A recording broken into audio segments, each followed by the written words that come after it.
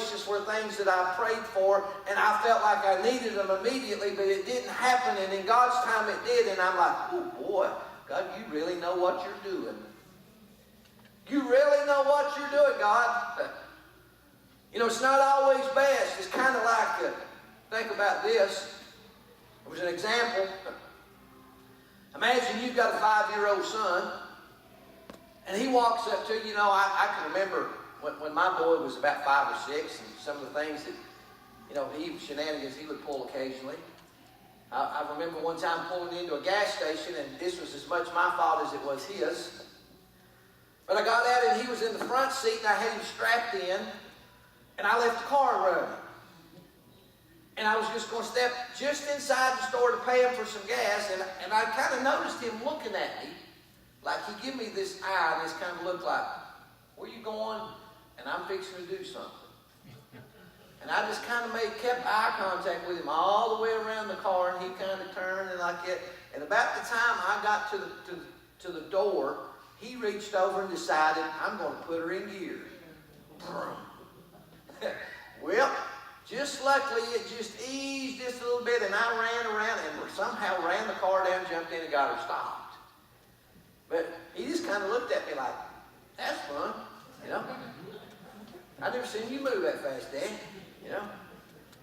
But think about this. It's not always in our best interest for God to give us what we want right away. Imagine you've got a 5-year-old son. He walks up and says, hey, Dad, can I use the chainsaw? Would it be in your best interest or his for you to go out and fire up the big old Poulan or McCullough or whatever, the steel, and say, there you go, son, go to town? It wouldn't be in the best interest. It sure wouldn't be safe. It wouldn't be the right time for that to occur. Sometimes we have to wait. You know, being willing to wait is something for something that you want or you need. Being willing to wait is a very good sign of maturity.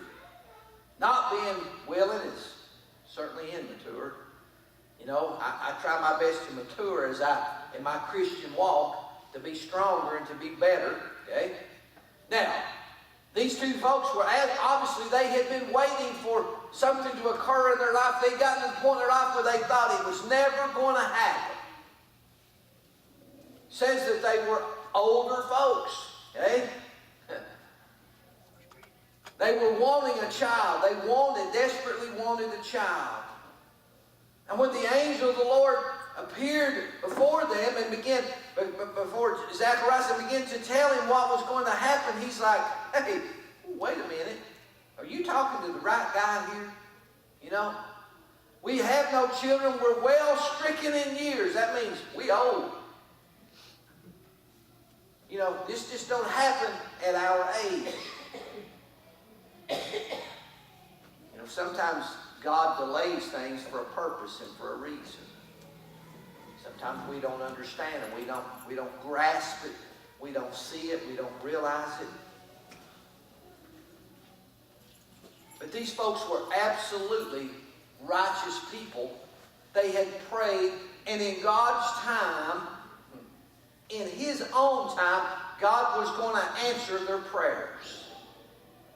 Not exactly like they thought. Surely they didn't think in their aged years that they were going to have a child. But you know what? God blessed them with a very, very special one. So we have to realize it in God's own time.